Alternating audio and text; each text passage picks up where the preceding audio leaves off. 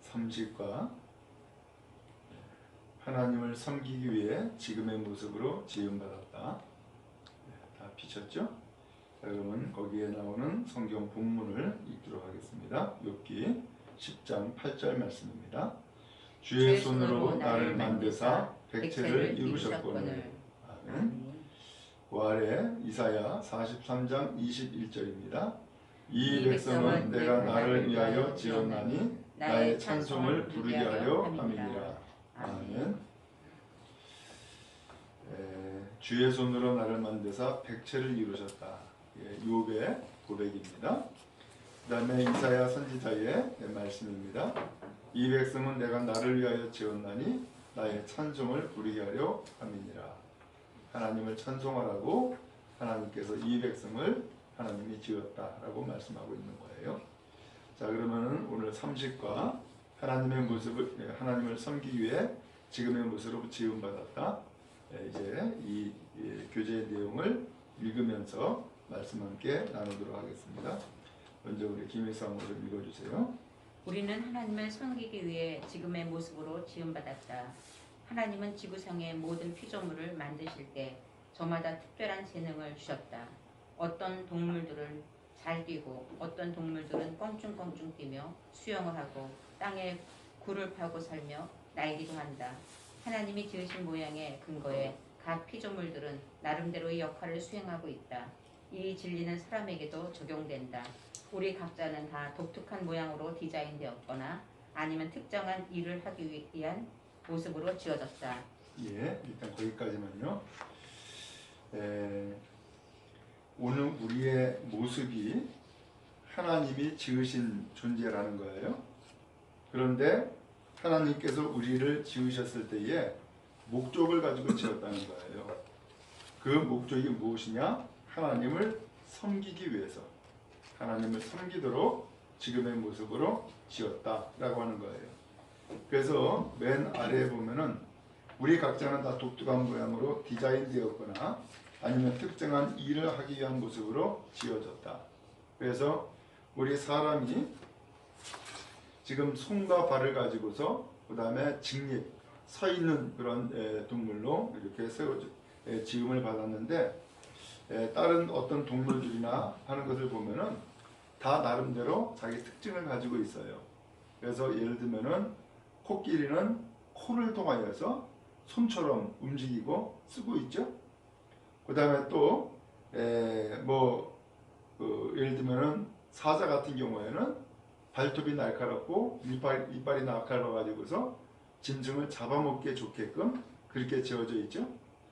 마찬가지로 하나님께서 이 세상의 모든 피조물을 만들 때에 저마다 전부 다 특별한 재능을 주셨고 그 재능을 가지고 살 수 있도록 하나님이 만들었다는 거예요. 사람도 마찬가지로 하나님께서 독특한 모양으로 디자인하셔서 특정한 일을 하기 위한 모습으로 지음받은 존재가 우리 사람이라는 거예요. 자, 그러면은 그 다음 내용을 봅니다. 우리 장원진 성도님 좀 읽어주세요. 네. 건축가는 새 건물을 디자인하기 전에 먼저 이 건물의 목적이 무엇입니까? 어떤 용도에 쓰일 건물입니까? 등의 질문을 한다. 계획하고 있는 건물의 기능이 건물의 모양을 결정짓는 것이다. 마찬가지로 하나님이 우리를 창조하시기 전 하나님은 우리가 이 땅에서 어떠한 역할을 감당해야 할 것인가를 결정하셨다. 우리가 어떻게 하나님을 섬길 것인가에 대해서 정확히 계획하셨고, 그리고 그 임무를 수행할 수 있도록 우리의 모습을 만드셨다. 하나님은 우리만이 할 수 있는 특별한 사역을 위해서 현재의 모습을 가진 우리를 만드신 것이다. 예, 일단 거기까지요. 건축을 하는 사람은 건축하기 전에 건축주에게 물어보죠. 무슨 목적으로 이 건물을 지읍니까? 라고 하는 것을 물어봐요. 그러면 그 목적에 맞게끔 설계를 하고 그 다음에 그 목적에 맞게끔 시공을 한다고요. 그래서 건물을 결국은 만들게 되죠. 제가 여기 인천에 와서 보니까 얼마 전에 여름을 경기장 그 언덕 위에서 멀리서 바라보니까는 건물을 짓고 있는 것을 봤어요. 건물을 짓고 있는 걸 봤는데 저 건물이 도대체 뭘까? 라고 궁금했어요. 저게 아파트인가? 공장인가? 뭐 사무실인가? 근데 봤는데 나중에 보니까 건물 한쪽에 경사도를 쭉 만들어 놨더라고요. 보니까. 근데 그것이 결국은 보니까는 아파트도 아니었고 공장도 아니었고 그 사무실도 아니었고 소위 말하면 아파트형 공장이었던 거예요. 그래서 그 건물 층층마다 차가 들어갈 수 있도록 동그랗게 그 주차할 수 있는, 그 다음에 거기에서 짐을 실어낼 수 있는 그런 통로를 쭉 만들어 놨더라고요. 그러니까는 그걸 왜 만들었어요?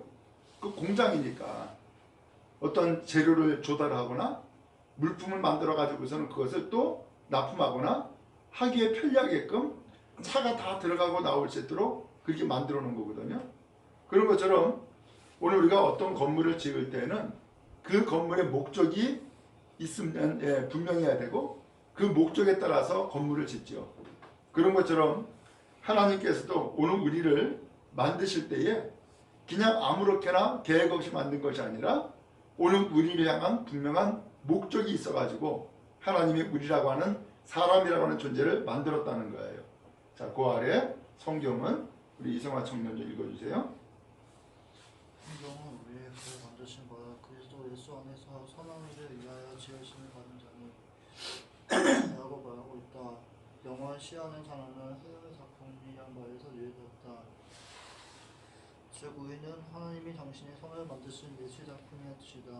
공장에서 조립되어 나오는 똑같은 물건이 아니고 세상에 하나밖에 존재하지 않는 맞춤형 진품 명품인 것이다. 하나님은 우리만을 할 수 있는 독특한 사역으로 당신을 섬기게 하시려는 의도를 가지고 우리의 모습을 만들었다. 하나님은 우리를 구성하고 있는 유전자 하나하나를 조심스럽게 적어봤다. 자신은 하나님이 믿을 수 없을 만큼 세심한 부분까지 배려하신 것을 보면 이렇게 찬양했다. 주께서 내 장부를 지으시며 나의 모태에서 나를 조직하셨나이다. 내가 주께 감사하면 나를 지으심이 힘을 받으심이야. 주의 은사가 기이함에 내 영혼이 차이 안 나리로다. 애초부터 시작할지어 하나님은 필요 없는 쓰레기 만들지 않으셨다. 하나님은 우리가 태어나기 전에 우리의 모습을 지으셨을 뿐만 아니라 우리를 지으신 그 목적을 위해 우리의 하루하루의 삶도 계획하셨다. 다윗은 기록해서 태어난다. 내 형제 이르기 전에 주의 눈이 부었으며 나를 위하여 정한 날이 하나도 되기 전에 주의 책에서 다 기록되었나이다. 이것은 우리의 삶에서 일어나고 있는 일들 가운데 의미 없는 일은 하나도 없다는 뜻이다. 하나님은 우리가 다른 사람을 위해 생각하고 하나님을 섬기도록 하시려고 이 모든 것을 사용하신다. 예, 잘 읽었어요. 거기까지요. 자, 지금 읽은 내용은 앞서 있는 내용에 대한 이어지는 설명이죠. 거기 읽은 내용 첫 번째 줄에 보니까 성경은 우리는 그의 만드신 바라 그리스도 예수 안에서 선한 일을 위하여 지으심을 입은 받은 자니 에베소서 2장 10절 말씀을 제시하고 있어요. 오늘 하나님께서는 우리라고 하는 존재를, 사람이라는 존재를 만드셨고 만드셨을 때에는 예수 안에서 선한 일을 위해서 지음을 받았다. 예수 안에서 선한 일을 위해서 하나님이 만들었다는 거예요. 이것을 좀 더 설명한 것이 그 다음 문단인데 하나님은 우리만이 할 수 있는 독특한 사역으로 당신을 섬기게 하시려는 의도를 가지고 우리는 우리의 모습을 만드셨다. 누구를 섬기라고요? 당신을 섬기도록, 하나님을 섬기도록 하기 위해서 의도를 가지고 우리의 모습을 만들었다는 거예요. 그래서 다윗은 이것을 깨닫고 하나님을 찬양했죠. 주께서 내 장부를 지으시며 나의 모태에서 나를 조직하셨나이다. 내가 주께 감사하오면 나를 지으심이 신묘 막측하심이라. 주의 행사가 기이함을 내 영혼이 잘 아나이다. 오늘 하나님께서는 오늘 우리를 이와 같이 독특한 사역을 통하여서 하나님을 섬기도록 하기 위해서 만드셨는데 오늘 이것을 다윗은 깨닫고서는 하나님께서 나를 조직하셨습니다. 그리고 나를 지으신 것이 신묘 막직하심입니다 라고 하면서 하나님을 찬양하는 내용이 시편에 나오죠. 자, 그 다음에 오른편인데 제가 한번 읽어볼게요. 하나님은 절대로 아무것도 낭비하지 않으신다. 따라서 그분의 영광을 위한 목적이 아니라면 우리의 능력, 관심, 재능, 은사, 성격, 인생 경험 이 모든 것을 주지 않으셨을 것이다. 그래서 이와 같은 것을 구별하고 이해할 수만 있다면 우리는 우리의 삶에 대한 하나님의 뜻을 발견할 수 있을 것이다. 성경은 우리를 가리켜 아름다운 종합체라고 부른다. 이 말은 우리가 여러 가지 요소로 혼합된 존재라는 뜻이다. 이러한 5가지 요소를 쉽게 기억할 수 있도록 하기 위해 나는 각 요소의 첫 글자를 따라서 SHAPE, shape라고 부르게 되었다. 이번 장과 다음 장에서 이 5가지 요소에 대하여 설명하고 그리고 그 위의 장에서 어떻게 우리의 쉐이프를 발견하고 사용할 수 있는가에 대한 설명을 할 것이다. 자, 이제 5가지를 이제 설명을 하는데 SHAPE 앞글자를 따가지고서는 이제 설명을 하는데 하나님께서 오늘 우리를 어떤 모양으로 지으셨는지 이것을 이제 설명을 하겠다는 거예요. 그래서 이번 과 이제 오늘 함께 읽을 내용은 이 5가지의 내용 가운데서 S와 H 이 2가지만을 오늘 먼저 나누게 될 거예요. 자, 그 다음에 이제 한번 읽어봅시다. 우리 김혜성 좀 읽어주세요. 우리의 사역을 위해 하나님이 우리를 어떤 모양으로 지으셨는가? 하나님은 어떤 과제를 우리에게 주시든지 그것을 완수할 수 있도록 필요한 것들을 주신다. 이와 같은 맞춤형 능력의 조합을 일컬어 우리의 쉐이프라고 말할 수 있다. S. 영적인 은사들. H. 마음. A. 능력. P. 성격. E. 경험. 예, 이 5가지 영적 은사들, 마음, 그 다음에 능력, 성격, 경험 이런 것들을 하나님께서 하나님의 영광을 위해서 우리를 만드시면서 이것을 우리에게 줬다는 거예요. 그러니까는 우리 각 사람에게는 뭐가 있다는 거예요? 영적 은사가 있고 그 다음에 하나님이 주신 마음이 있고 그 다음에 능력도 있고 성격도 있고 경험도 있다는 거예요. 자, 그러면은 SHAP 1번 영적인 은사들을 사용하기 계속 좀 읽어주세요. 쉐이프 1. 영적인 은사들을 사용하기. 하나님은 사역을 위해 사용할 수 있도록 모든 믿는 사람들에게 영적인 은사를 주셨다. 이 은사들은 하나님을 섬기기 위해 오직 믿는 사람들에게만 주시는 특별한 능력이다. 성경은 누구든지 성령을 모시고 있지 않는 사람은 하나님의 영으로부터 오는 은사들을 받을 수 없다고 말하고 있다. 우리는 성령님의 은사를 노력으로 얻을 수도 없고 그럴 자격도 없다. 그래서 그것을 선물, 은사라고 부르는 것이다. 우리 각 사람에게 그리스도의 선물의 분량대로 은혜를 주셨나니 우리가 어떤 은사를 갖고 싶다고 선택하는 것이 아니고 하나님이 정하신 것이다. 이에 대해 바울은 이 모든 일은 같은 한 성령이 행하사 그 뜻대로 각 사람에게 나눠주시느니라 라고 말하고 있다. 하나님은 다양성을 좋아하시고 우리 각자가 특별한 존재가 되기를 원하시기 때문에 모든 사람에게 주어지는 은사는 없고 또한 모든 은사를 소유한 개인도 없다. 만약 우리가 모든 은사를 소유하고 있다면 우리에게는 다른 사람의 도움이 필요 없을 것이고 그렇다면 서로가 의지하는 것을 가르치시는 하나님의 목적 가운데 하나가 아무 의미 없는 것이 될 것이다. 다른 사람의 은사가 우리를 위해 주어진 것처럼 우리의 영적인 은사는 우리 자신이 아닌 다른 사람의 유익을 위해 주어졌다. 성경은 영적인 은사는 교회 전체를 돕는 도구로 우리 각자에게 주어졌다고 말하고 있다. 하나님 우리가 서로 필요한 것을 아셨기 때문에 이와 같은 방법으로 은사를 주셨다. 각자가 자신의 은사를 사용할 때 모두에게 유익이 될 수 있는 것이다.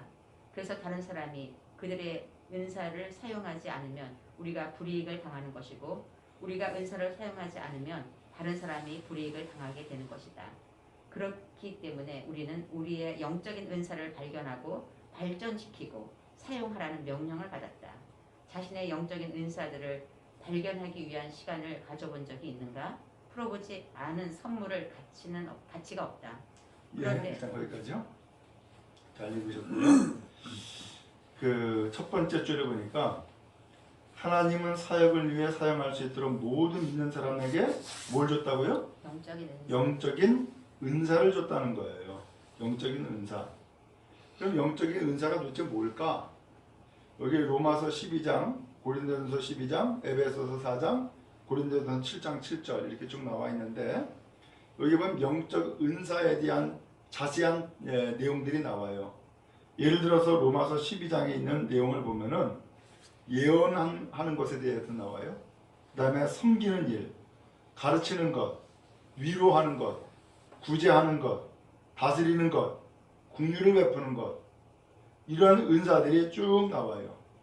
자, 이러한 은사들이 쭉 나오는데 이러한 은사들은 믿는 사람들에게 하나님의 일을 위해서 사용할 수 있도록 주신 거라는 거예요. 그러니까 이런 은사를 받은 사람은 아하, 나만 특별히 은사를 받았어 라고 생각하지 말고 하나님의 일을 위해서 이런 은사를 주었구나 라고 생각하고 그 은사를 잘 활용을 해야 된다는 거예요. 자, 그래서 거기 그 다음 문장에 보면은 우리는 성령님의 은사를 노력으로 얻을 수도 없고 그럴 자격도 없다. 그래서 그것을 선물, 은사라고 부르는 것이다 라고 했어요. 그러면 이 은사는 노력으로 받느냐? 아니요, 못 받아요. 하나님이 그냥 선물로 주는 거예요. 조건이 없는 거예요. 그렇기 때문에 이것은 그냥 하나님 앞에서 선물로 받아들이기만 하면 되어지는 거예요. 예를 들어서 성경에 무슨 일이 있었냐면은 그 바울이었죠. 바울이 그 은사를 성령의 은사를 가지고서는 나타내요. 그런데 이것을 부러워한 그 마술사 뭐라고 해야 되나? 네, 부러워한 사람이 있었어요. 그 마술사, 성경에서는 마술사로 나오지 아마. 그러면서 이 사람이 하는 얘기가 그 은사를 나에게 좀 달라고 그러면서 돈을 주겠다는 거예요. 그러니까는 바울이 그에게 진노를 하죠. 하나님이 주시는 은사를 네가 돈줄로 살 줄로 생각했냐 하고서는 그에게 진노를 내리죠. 결국은 그렇게 해서 그 사람은 은사도 못 받고 오히려 진노받고 말게 되죠. 오늘 하나님 앞에서 우리가 은사를 부러워할 수가 있어요. 예를 들면 은사 가운데에 어떤 사람은 병을 고치는 은사를 가져요. 어떤 사람은 예언을 해요. 어떤 사람은 방언을 해요. 어떤 사람은 어떤 환상을 보기도 해요. 근데 그러한 은사를 돈 주고 살 수 있느냐? 살 수 없다는 거예요. 하나님이 하나님을 섬기기 위해서 주신 특별한 은혜이기 때문에 선물이기 때문에 하나님이 그냥 거저 주시는 거예요. 근데 이것을 오늘 우리가 무엇인가 해야지만 받는다고 생각하면은 그건 안 된다는 거예요. 왜? 우리의 노력으로 받을 수 있는 것이 아니고 대가를 지불해서 받는 것도 아니기 때문에 그래요. 자, 일단 여기까지이고요.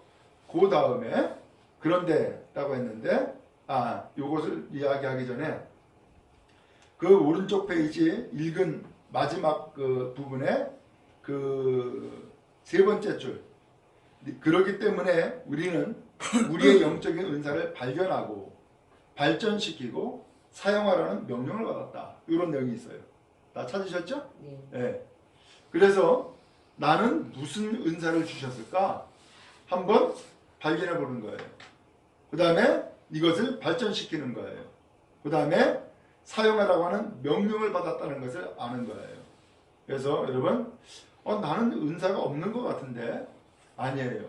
하나님은 예수님을 믿는 사람들에게 다 영적인 은사를 줬다는 거예요.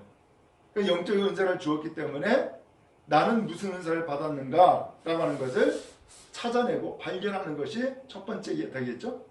그 다음에는 이것을 계속해서 발전시키는 거예요. 그리고 나서 세 번째로는 사용하라는 명령을 받고 그것을 사용하는 거예요. 그러므로 오늘 여러분들 나에게는 무슨 은사를 주었을까 라고 하는 것을 발견할 수 있기 바라고 발전시키는 은혜가 있기를 간절히 바라요. 그 어떤 사람이 뭐라고 하나 투시의 은사라고 그러죠. 투시라고 하는 것은 그 사람이 어떤 사람인가라고 하는 것을 알게 하는 은사예요. 근데 이 은사를 받았어. 그러니까 이 사람은 기도하면은 혹은 눈만 감으면은 상대방 어떤 사람이 어떤 사람인가를 다 알아버리는 거예요. 그러니까는 이 사람이 괴로운 거야. 자기가. 아니 저 사람이 겉으로 보기에는 참 좋은 사람인데 그러나 투시의 은사를 가지고서 그 사람의 속을 보면은 그게 아닌 거예요. 그러니까 너무나 괴로워. 그래서 제가 이제 들은 바로는 뭐라고 하나님 앞에 기도하냐면 하나님 이 은사를 거두어 가세요. 나한테 주신 것 이것을 거두어 가세요. 왜? 내가 너무 괴로우니까. 그래서 거두어 갔다라고 하는 그런 이야기를 제가 어려서 들은 적이 있어요. 그 다음에 또 이제 제가 경험한 것 한 가지는 대학을 다닐 때에 그 같이 이제 공부한 친구가 아침에 이제 학교에 오잖아요. 근데 제가 먼저 왔고 그 다음에 이제 그 친구가 이제 그 다음에 이제 들어왔는데 이상한 것은 이 친구를 딱 보자마자 지난날 무슨 일을 했는지가 딱 알아버리는 거야 그냥. 그냥 어제 무슨 일이 있었는가를 그냥 알아버리는 거야 그냥. 그래서 내가 이야기를 했어요. 야, 너 어저께 이렇게 얘기했었지? 그러니까는 아니래. 아니야. 너 분명히 어제 이런 일이 있었어. 라고 했어요. 그랬는데 아니라고 했던 그 친구가 그 다음에 하는 얘기가 어떻게 알았냐는 거예요. 어떻게 알았냐는 거예요. 내가 미행한 것도 아니고 도청한 것도 아니고 그냥 하나님이 그걸 알게 만들더라고. 그냥 알게 만들더라고. 그래서 그 일을 경험하면서 제가 깨우친 것이 있어요. 하나님이 그것을 나에게 알게 한 것은 또 그것을 내가 입으로 말하게 한 것은 이 친구가 죄짓지 않도록 하기 위해서 하나님이 나로 하여금 그것을 알게 만들고 말하게 했구나 라고 하는 것을 생각하게 됐어요. 어찌하든 하나님께서는 오늘 우리에게 은사들을 주세요. 그리고 이 은사를 발견하고 그 다음에 발전시키고 사용하기를 원하세요. 그러니까 오늘 우리에게도 각각 은사가 있다라고 하는 것을 기억하고 은사를 발견하는 은혜가 있기 바랍니다. 자, 그 다음에 그런데 우리 정원지 선생님 읽어줄래요? 그런데 우리가 이와 같은 가장 기본적인 진리를 망각할 때 교회 안에서 문제를 일으키게 된다. 은사와 연관된 두 가지 공통적인 문제가 있는데 그것은 은사 질투와 은사 기대다. 첫 번째 문제는 우리가 가지고 있는 은사를 다른 사람의 것과 비교해서 하나님이 주신 은사에 대해 만족하지 못하고 하나님이 다른 사람을 사용하시는 것을 시기하거나 원망할 때 일어난다. 두 번째 문제는 우리 모든 사람이 우리가 가진 은사를 가져야 하고 우리가 부름받은 사역을 그들도 해야 하며 우리가 가지고 있는 열심과 똑같은 열심을 품어야 한다고 기대하는 것이다. 그러나 성경은 직임은 여러 가지나 주는 같으며 라고 말하고 있다. 때로는 영적인 은사가 지나치게 강조되어서 하나님이 사역을 위해 지으신 우리의 모습 가운데서 다른 요소가 외면되기도 한다. 우리 영적인 은사는 우리의 사역을 위한 하나님의 뜻의 일부분만을 나타내는 것이지 전부를 보여주는 것이 아니다. 영적인 은사 외의 네 가지 다른 요소가 있다. 예. 이 은사를 받았을 때에 그 다음에 이 은사를 사용할 때에 망각하지 말아야 될 문제가 있다는 거예요. 그것이 뭐냐면은 두 가지를 지금 제시했는데 거기 첫 번째는 은사가 질투로 바뀌는 거예요. 이게 뭐냐? 거기 나오죠? 첫 번째 문제는 우리가 가지고 있는 은사를 다른 사람의 것과 비교해서 하나님이 준 은사에 대해 만족하지 못하고 하나님이 다른 사람을 사용하시는 것을 시기하거나 원망할 때 일어난다. 여러분 혹시 그런 경험이 있는지 모르지만은 예를 들면은 학생 때나 청년부 때 보면은 열심히 기도하는데 기도하다가 방언이라고 하는 은사를 받을 때가 있어요. 그러면 방언이라는 은사를 받은 사람은 좋아하는 거야. 야, 나도 방언하는구나. 근데 방언을 받지 못하는 사람은 뭐예요? 시기하고 질투하는 거예요. 아니, 내가 생각할 때는 내가 더 신앙생활을 잘하고 저 사람은 신앙생활을 잘 못하는 것 같은데 왜 저 사람은 방언이라는 은사를 받고 나는 은사를 못 받는 거야? 라고 하면서 시기하거나 질투하는 일이 생길 때가 있어요. 그런 경험이 여러분들 혹시 있죠? 바로 이것은 기본적인 진리를 망각함으로써 생기는 문제라는 거예요. 하나님은 은사를 모든 사람에게 똑같이 주는 것도 아니고 또한 이 은사가 무엇이 우월하고 무엇이 열등하고 이런 은사가 아니라는 거예요. 그 사람의 필요에 따라서 하나님께서 하나님을 섬기도록 하기 위한 목적을 가지고 각각 필요한 대로 은사, 선물을 준다는 거예요. 그래서 어떤 사람은 방언을 유창하게 해요. 근데 어떤 사람은 그 방언을 통역을 해. 또 어떤 사람은 예언을 해요. 또 어떤 사람은 병을 고쳐요. 이와 같이 각각 받은 은사는 다 틀린 거예요. 그러니까 그걸 가지고서 우월의식을 가질 필요도 없고 열등의식을 가질 필요도 없다라고 하는 거예요. 각각 받은 은사대로 하나님을 섬기면 되는 거예요.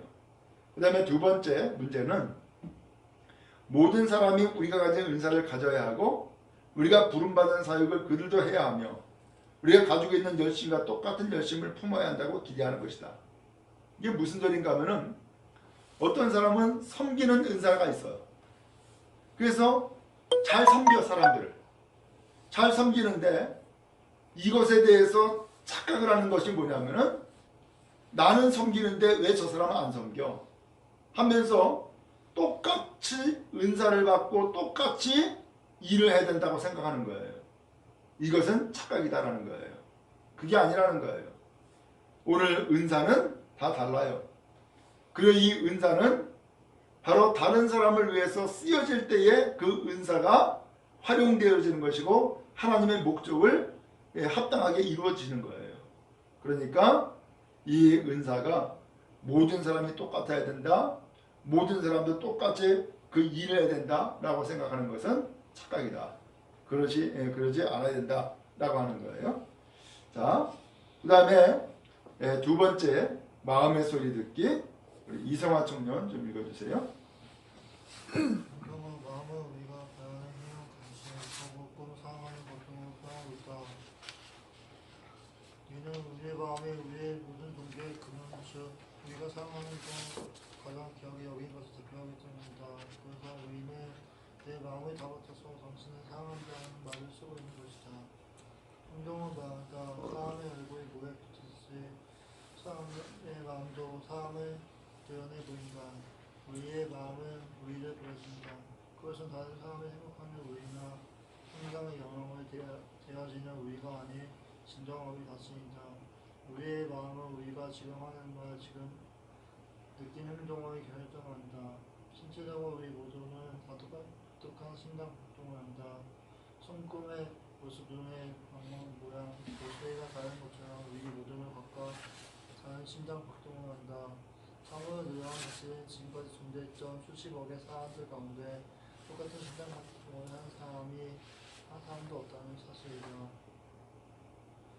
마찬가지로 하나님은 우리 모두에게 우리가 관심을 갖고 좋아하는 주제, 행사, 환경 등을 생각할 때 좋은 거에 독특한 감정의 심장폭동을 주셨다.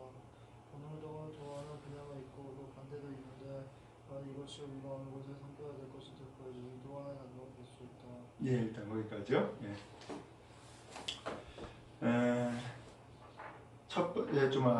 두 번째 마음이라고 하는 것을 마음의 소리를 듣기라고 했는데 마음이라고 하는 것을 하나님은 우리에게 주셨다라고 하는 거예요. 그래서 이 마음을 다른 표현으로는 바라는 것, 희망, 관심, 포부, 꿈, 사랑하는 것 이렇게도 표현할 수 있다라는 것이죠. 그 다음에 그 다음 문단에 보면은 성경 말씀인데 사람의 얼굴이 물에 비치듯이 사람의 마음도 사람을 드러내 보인다. 오늘 그 사람이 어떤 사람인가라고 하는 것을 성경에서는 뭐라고 하냐면 사람의 마음을 통해서 다 드러낸다는 거예요. 마음을 통해서. 그래서 그 아래 두 번째 줄에 보니까 우리의 마음은 우리가 지금 하는 말, 느낌, 행동을 결정한다. 결국 그렇죠? 우리가 무슨 마음을 가지고 있느냐에 따라서 말도 할 수 있고 그것을 느낄 수도 있고 그 다음에 우리가 행동할 수도 있고 그래서 마음이 중요한데 하나님은 하나님을 섬기도록 하기 위해서 우리에게 마음이라고 하는 것을 주었다는 거예요. 자, 그 다음에 신체적으로 우리 모두는 다 독특한 심장박동이 있다는 거예요. 손금도 틀리죠? 눈의 망망 모양도 틀리다는 거예요. 목소리도 다르고요. 그 다음에 각각 다른 심장박동을 한다는 거예요. 아하, 그렇겠네 진짜. 다 똑같지가 않죠? 그래서 사람의 얼굴 모양도 다 틀리지만 얼굴 모양만 틀리는 것이 아니라 오늘 우리의 손금, 심장박동, 목소리, 망망 모양 다 틀리다는 거예요. 아니 그 수십억의 인구들이 어떻게 그렇게 다 다를까? 하나님께서는 이와 같이 각 사람에게 다 특별한 섭리와 뜻을 가지고서 하나님께서 다 창조하셨고 또한 사람을 만드셨다는 거예요. 오늘 그래서 하나님께서는 각자 모든 사람들에게 다 독특한 하나님께서 베푸시는 독특함이 있다는 거예요. 그 가운데 하나가 또한 마음이다라고 하는 것을 설명하고 있는 거죠. 자, 그 다음에 마음이라는 단어 제가 한번 읽어볼게요. 마음이라는 단어를 다르게 표현하면 열정이다.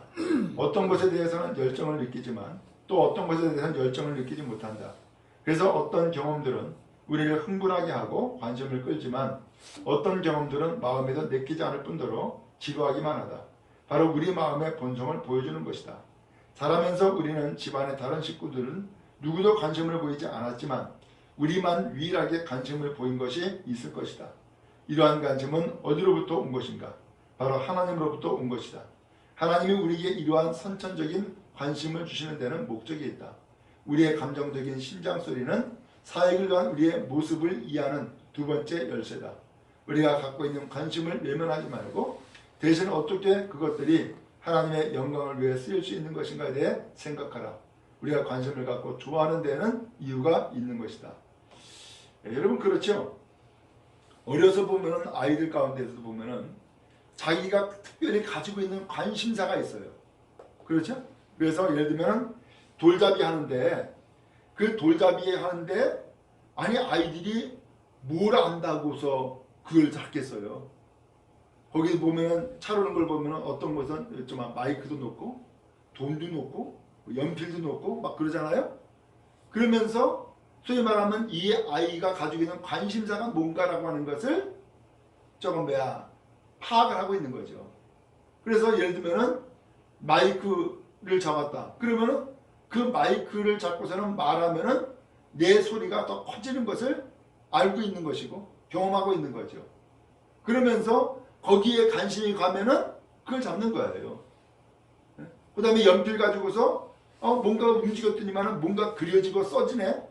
이것을 경험한 아이는 그것을 잡는 거죠. 그러면서 자기의 관심을 표현하는 것 아니에요? 오늘 우리도 마찬가지라는 거예요. 똑같이 한 가족으로서의 삶을 살아도 가정마다 관심사가 다 틀릴 수가 있어요. 근데 그 관심사가 다 틀린데 왜 그러느냐? 바로 이 관심이 다른 표현으로는 내가 가지고 있는 마음이라는 거예요. 그래서 이 관심을 통하여서 결국은 하나님 앞에 쓰일 부분이 있고 영광 돌리는 삶을 살고자 하는 것이 하나님의 살게 하는 것이 하나님의 뜻이라는 거예요. 오늘 여러분 관심 가지고 있는 부분이 뭐가 있었어요? 또 지금도 관심 가지고 있는 것이 어떤 거예요? 그러면 그 관심을 가지고 있는 부분을 찾아내고 개발하면은 그 사람은 그것으로 성공을 하는 것이고 그것으로 하나님 앞에 영광을 돌리는 거예요. 근데 관심사와 내가 지금 하고 있는 것과 다르면은 일이 재미가 없죠. 그리고 발전도 없죠. 그게 중요한 것은 내 관심사예요.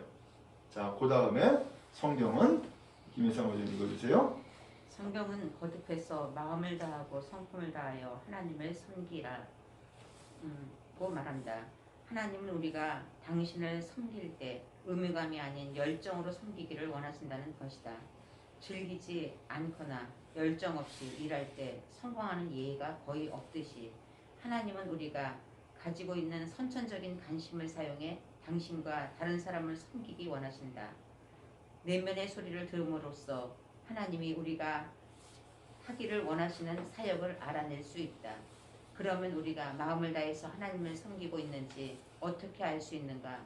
첫 번째 분명한 신호는 열심이다. 우리가 좋아하는 일을 하게 되면 다른 사람이 우리에게 동기부여를 하거나 도전하거나 감시하지 않아도 된다. 좋아서 하는 것이기 때문에 보상이나 다른 사람들로부터 박수를 받지 않아도 급여를 받지 않아도 무방한 것이다. 마찬가지로 이어 반대의 원리로 진실이다. 우리가 마음 없이 무엇을 하고자 하면 쉽게 낙심되는 것이다. 하나님을 마음으로 섬기는 것의 두 번째 특징은 효율성이다.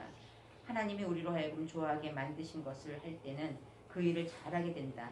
왜냐하면 열정이 완벽함을 추구하게 하기 때문이다. 우리가 어떠한 특정한 일에 관심이 없으면 그것을 해봤자 잘 되지 않을 것이다. 반대로 어느 분야에서 가장 성공한 사람을 보면 그 성공은 의무감이나 이익을 추구한 결과로 이루어진 것이 아니고 열정을 통해 이루어진 것이다. 예, 일단 거기까지요. 예. 자, 잘 읽었고요.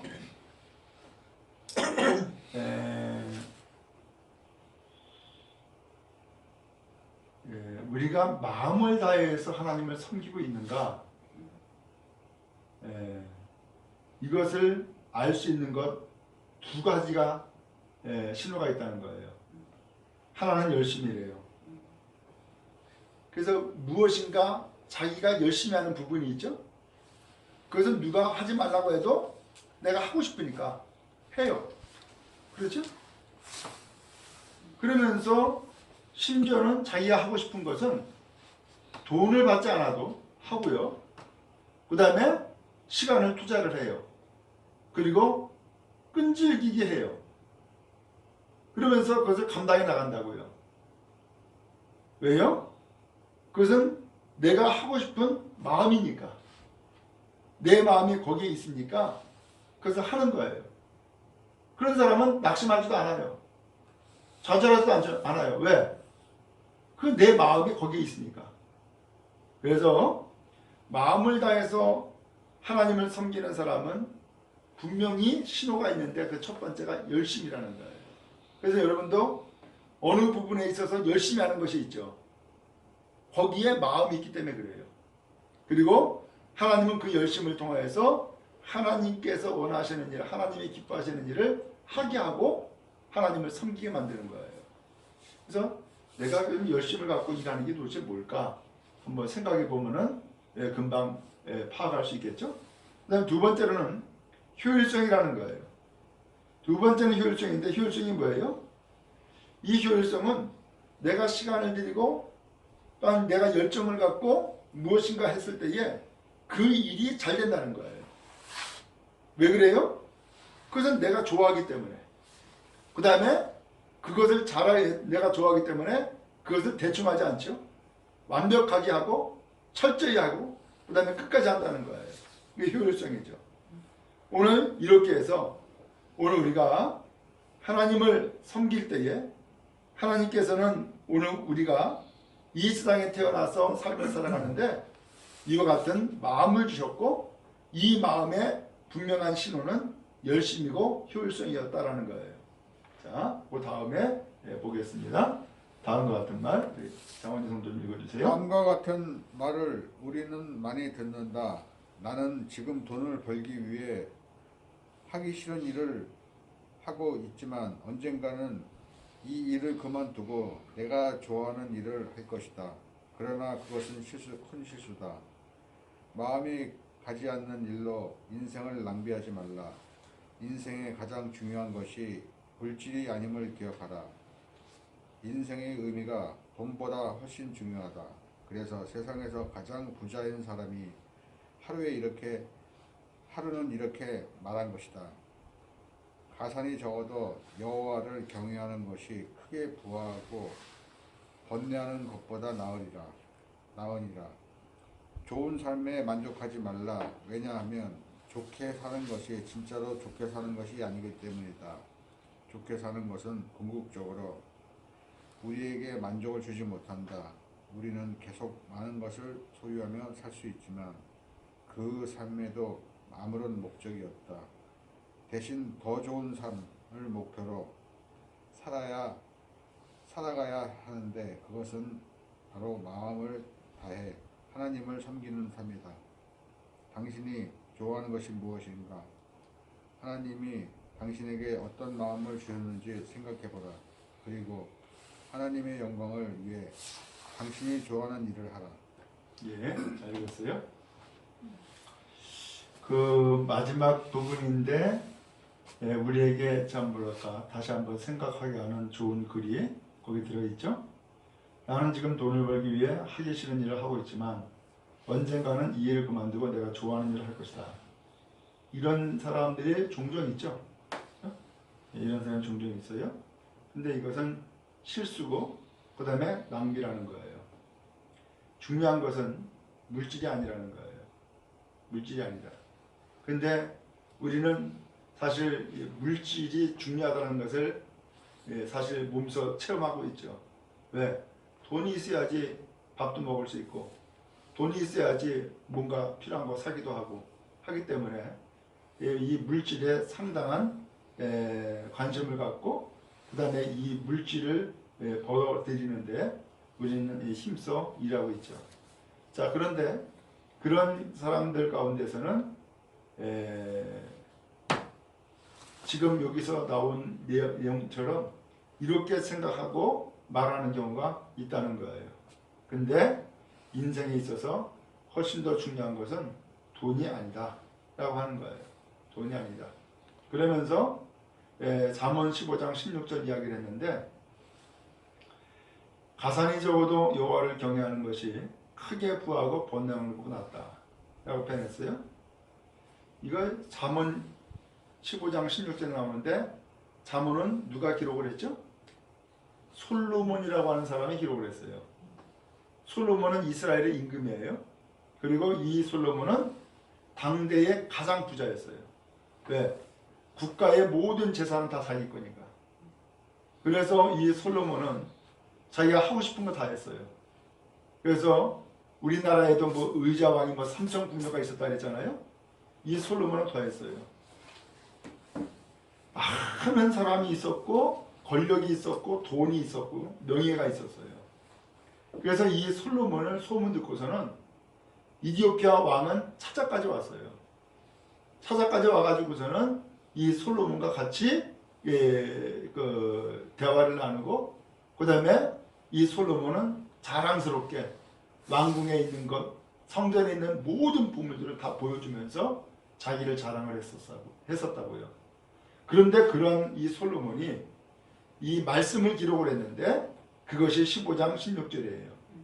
가산이 적어도 돈이 좀 부족해도 여호와를 경외하는 것이 크게 부하고 번영한 것 낫다. 돈 많이 벌고 번뇌에 빠진 것보다 훨씬 낫다는 거예요. 이게 솔로몬의 이야기예요. 그래서 그 다음 문단에 보면은 좋은 삶에 만족하지 말라. 여기에 좋은 삶이라고 하는 것은 돈이 많아가지고서 넉넉하게 살아가는 걸 얘기하는 거예요. 내가 하고 싶은 거 다 하는 것을 얘기하는 거예요. 여기에 만족하지 말라는 거예요. 왜냐? 좋게 사는 것이 진짜로 좋게 사는 것이 아니다라는 거예요.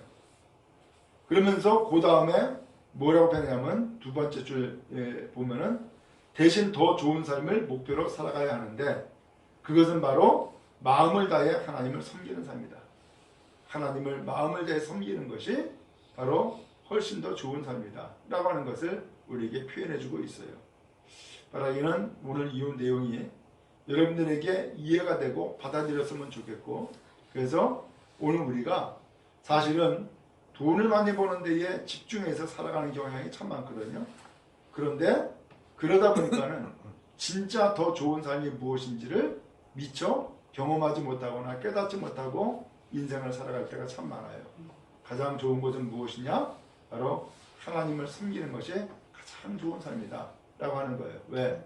우리의 인생의 근본이 하나님이 지으셨기 때문에 우리의 인생이 삶을 살 수 있게 되는 것이고 그 다음에 우리의 인생을 주었을 때에는 그냥 준 것이 아니라 막 준 것이 아니라 하나님이 뜻하시는 것과 계획하는 것이 분명히 있어서 우리의 인생을 줬다는 거예요. 그러므로 그 인생을 주셨을 때에 이와 같은 계획을 온전히 이루기 위해서 하나님은 또한 은사도 줬다는 거예요. 은사도. 그래서 하나님을 섬기라고 하는, 그래서 어떻게 하나님을 섬기는 것인가라는 것은 이제 차근차근 이제 나오고 될 것이고, 하나님을 섬기면서 살아가는 것이 정말로 좋은 삶이다. 바로 그러한 인생이 참으로 하나님 앞에서 복된 인생이다라는 것을 오늘 성경을 통해서 우리에게 알려주고 있는 거예요. 그러므로 오늘 여러분 꼭 기억하시기 바랍니다. 세상에서 노래를 부르는 노래 가운데 보면은 내 인생은 나의 것, 내 인생은 나의 것 이렇게 노래 부르는 경우가 그런 노래가 있잖아요. 근데 그것은 사실 성경을 몰라서 하는 노래예요. 내 인생은 내 게 아니에요.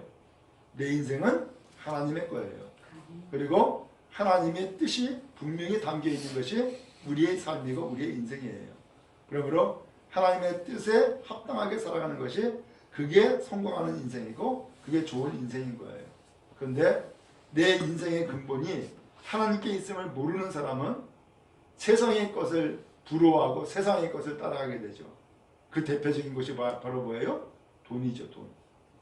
돈이 있으면 다 할 수 있어 라는 생각을 갖게 되고, 그래서 돈을 벌기 위해서 힘쓰고 애쓰게 되고, 결국은 그것으로 인하여서 우리의 인생의 삶을 살아가는 것을 볼 수 있게 되어져요.